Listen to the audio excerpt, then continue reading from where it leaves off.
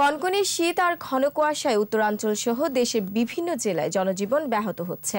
শীতবস্ত্রের অভাবে বিপাকে চরাঞ্চলের হতদরিদ্ররা। বেশি বিপদে খেটে খাওয়া মানুষ, শিশু আর বৃদ্ধরা। প্রতিনিধিদের সহায়তায় আরো জানাচ্ছেন সমর ইসলাম।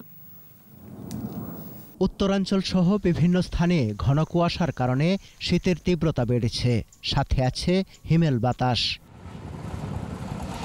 কুয়াশার চাদরে ঢাকা উত্তরের জেলা রংপুর। দুপুরেও দেখা মেলে না সূর্যের। হিমেল হাওয়ায় বেড়েছে শীত। দিনের বেলায়ও হেডলাইট চালিয়ে চলছে যানবাহন। সহায় সম্বলহীন হতদরিদ্ররা পড়েছেন বিপাকে।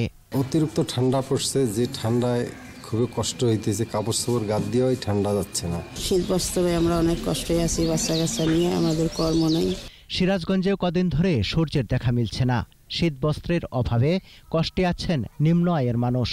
গেলবারের ছায় আরো বেশি শীত পড়ছে।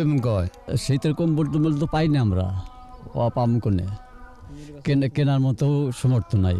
খুব শীত পড়ছে, খুব কষ্ট করতেছি, কিছু দেয় না, কাপড় চোপড় নাই, গাছতলায় বসে রয়েছি, ঘর বাড়ি নাই, কিছু নাই। ঠান্ডায় কাহিল গাইবান্ধার খেটে খাওয়া মানুষ। কাজ করতে না পেরে অনেক শ্রমিক শহরমুখী হচ্ছেন। বেশি বিপাকে নদী তীরবর্তী বন্যা নিয়ন্ত্রণ বাঁধে বসবাসকারী হতদরিদ্ররা। ঠান্ডার জন্য কাজ করে অনেকগুলো, কারণ পেটের জ্বালা।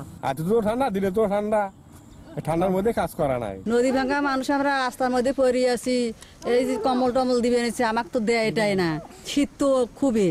চুয়াডাঙ্গায় 3 দিন ধরে বিকেল থেকে ঘন কুয়াশায় ঢেকে যাচ্ছে চারদিক। দিনে তাপমাত্রা কিছুটা সহনীয় হলেও কমে যায় রাতে। তাপমাত্রার ওঠানামায় শিশু ও বৃদ্ধরা শীতজনিত নানা রোগে আক্রান্ত হচ্ছেন। পুরনো কাপড়ের দোকানে ভিড় বেড়েছে নিম্ন আয়ের মানুষের। সমর ইসলাম, 21 টেলিভিশন।